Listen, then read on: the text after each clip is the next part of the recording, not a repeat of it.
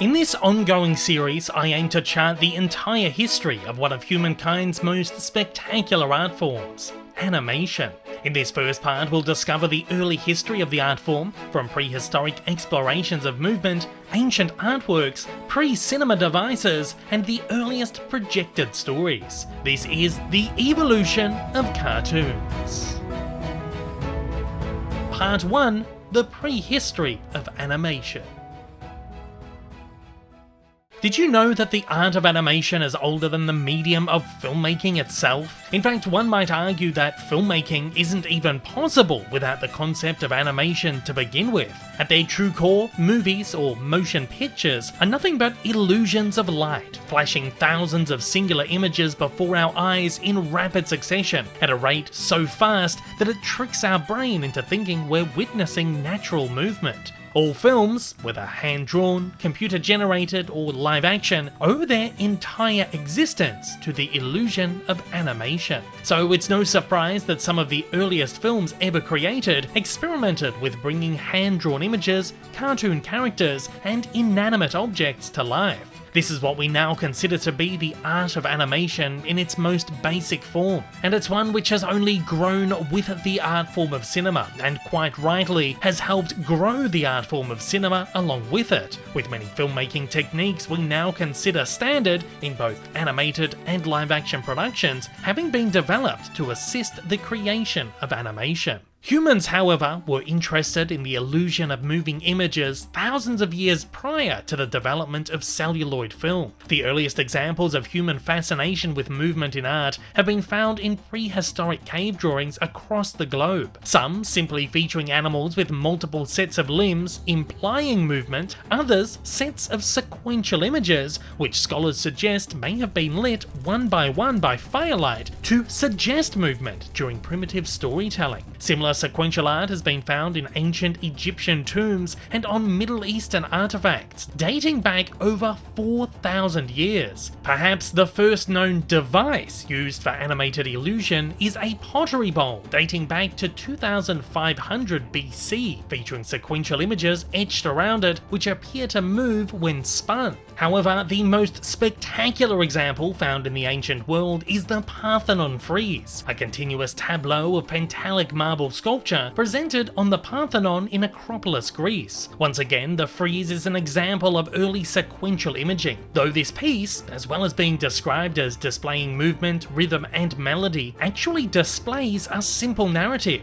Greek horsemen carrying objects to sacrifice to Athena, the monumental statue held inside the structure. Even more astounding, it's said that the carvings are so precise that if shot frame by frame and played back, it would form an entirely coherent animation. Another incredible example, and arguably the first display of figure animation, is shadow puppetry, which emerged somewhere between the last millennium BC and the 1st century AD. Likely originating somewhere in Central Asia, shadow puppetry used cutout figures, or shadow puppets, placed between a transparent screen and a light source. These articulated figures would appear as moving shadows on the screen, through which full stories could be told. It was inarguably a very primitive precursor to the projection of an animated film. By 1450 AD, Renaissance artist, engineer, scientist, and theorist Leonardo da Vinci was even experimenting with human movement in his drawings, exemplified in numerous sets of anatomical studies, not much unlike those prehistoric cave etchings. The innovations of the Common Era made way for numerous devices that brought life to drawings and inanimate sculptures. Revolving lanterns, or trotting horse lamps, emerged in China around 1000 AD, which used candlelight to project silhouettes from a metal shaft onto thin paper, while the middle 1800s saw the innovation of the thaumatrope, essentially a parlor toy that featured two separate images on opposite sides of a disc. When spun, the two images would either appear as one or have the illusion of movement. This was achieved through the persistence of vision, the way in which the human eye retains impressions of light after they've quickly passed and a new one has entered the retina.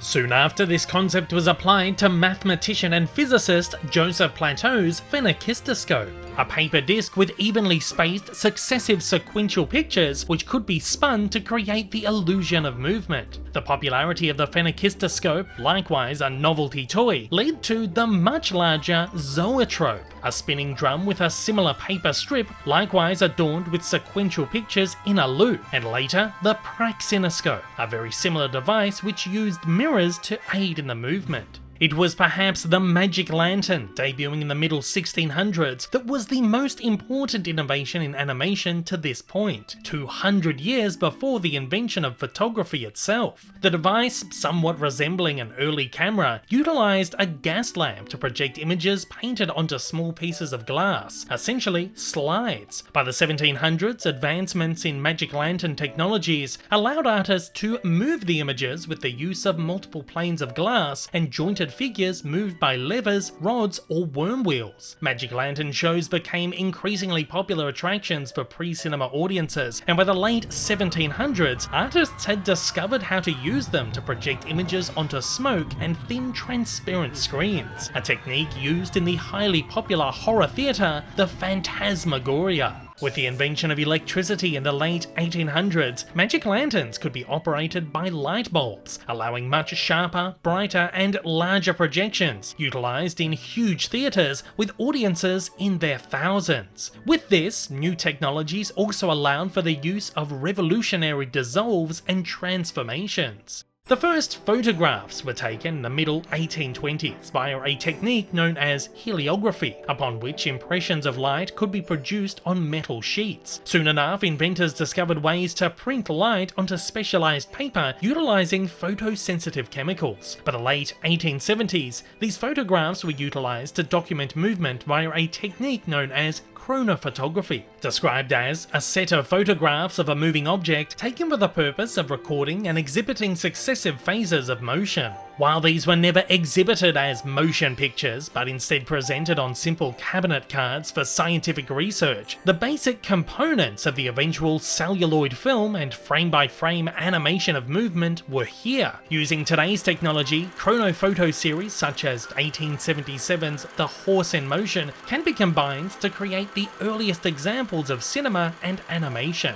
Over the next decade, chronophotography would inspire inventor Thomas Edison to create a device that could in fact play these sequential images as short pieces of entertainment, the kinetoscope. But more on that later. In 1888, French inventor Émile Reynaud, inventor of the praxinoscope, filed a patent for a new device called the théâtre optique, or the optical theatre. Using his praxinoscope as its basis, Reynaud created a highly sophisticated device that could project lengthy sequences of successive sequential movement, the very first animated films. As per Reynaud's patent, the aim of the apparatus is to obtain the illusion of motion, which is no longer limited to the repetition of the same poses at each turn of the instrument, as is necessary in all known apparatus, but having, on the contrary, an indefinite variety and duration, and thus producing real scenes animated by unlimited development, hence the name of the optical theatre given by the inventor to this apparatus. The device incorporated large gelatin bands upon which hundreds of images were painted by hand. The bands, essentially the first ever film strips, were adorned by perforations along the top and bottom, which were utilized to thread them onto a pair of reels, which could be turned by hand. The bands ran before a magic lantern, projecting them onto a screen, upon which a second background image was rear-projected by an additional magic lantern. For his moving pictures, Reynaud commissioned accompanying soundtracks, complete with both musical scores and sound effects, all performed live with the presentation. The result was pure magic, an illusion of movement accompanied by sound and music. Reynaud produced a number of cartoons, including Pauvre Pierrot, Un Bon Boc, A Tour de Cabine, and Le Clown et ses Chats, all presented within the Pantomimes Lumineers program. debuting in 1892. Not only could we consider these the first animated films ever, we could also consider them the first films ever, period, with this primitive system predating the very first camera and projection devices by several years. Magic lantern shows and the théâtre optique remained highly popular staples of entertainment for several years, but were soon rendered obsolete by the incoming steam train that was the celluloid motion picture.